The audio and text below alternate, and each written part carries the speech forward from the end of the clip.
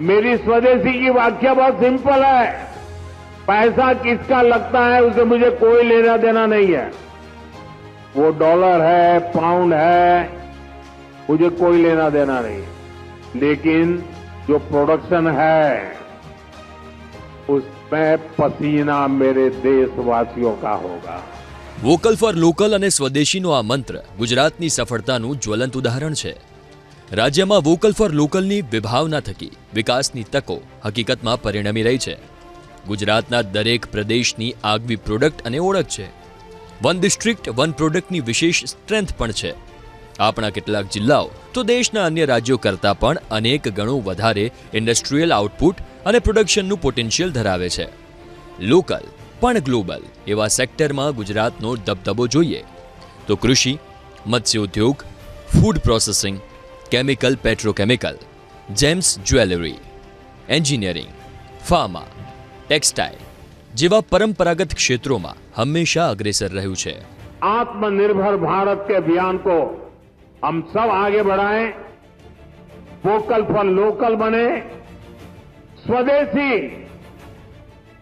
ये हमारा जीवन मंत्र बनना चाहिए। दोस्तों, गर्व से स्वदेशी की तरफ चल पड़ो। પ્રધાનમંત્રી નરેન્દ્રભાઈનો સ્પષ્ટ નિર્ધાર છે કે આપણે એવું રાષ્ટ્ર રાજ્ય બનાવવું છે જ્યાં technology, innovation, startup, research, production દરેક ક્ષેત્રે સ્વદેશીને પ્રાધાન્ય હોય।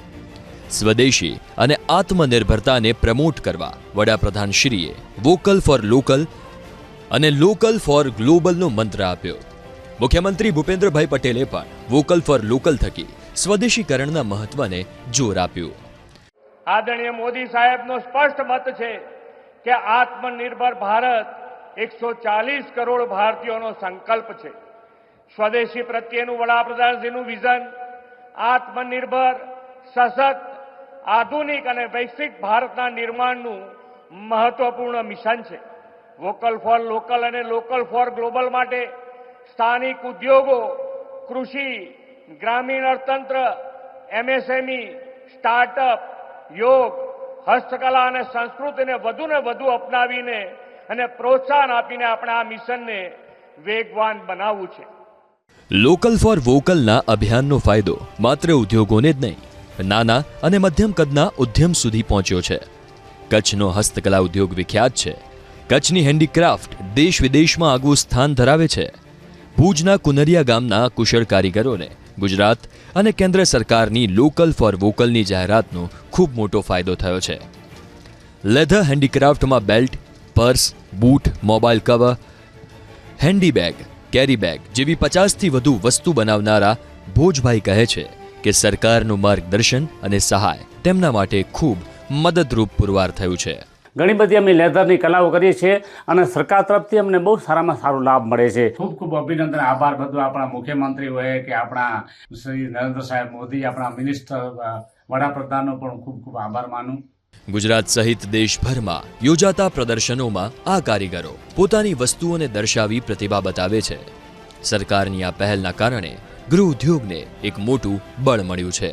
હું લેધર આર્ટિઝન છું ને ગુજરાત સરકાર લોકલ ફોર વોકલનો જે નારો આપ્યો છે એનાથી અમને બહુ સપોર્ટ થયો છે અને સરકાર અમને બહુ સપોર્ટ કરે છે।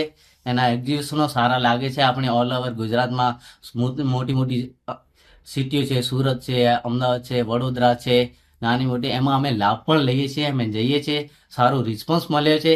જે કલા લુપ્ત થતી હતી એને આ લોકલ ફોર વોકલથી ઘણો ફાયદો થયો છે। આપણે રાજ્ય સરકાર તરફથી આપણે ઘણું બધું ફાયદો મળ્યો છે, કારણ કે રાજ્ય સરકાર આપણે બારે ઘણી બધી એડવર્ટાઇઝ કરતી હોય છે કે આપણે જે પણ નાના કારીગર છે એના પાસેથી ડાયરેક્ટ તમે માલ લ્યો, તો એના થ્રુ આપણે જે કસ્ટમર છે એ આપણે સીધા આર્ટિઝનના ઘરે જાય છે। એને મતલબ આપણે કસ્ટમરને પણ ફાયદો થાય છે અને આર્ટિઝનને પણ ફાયદો થાય છે।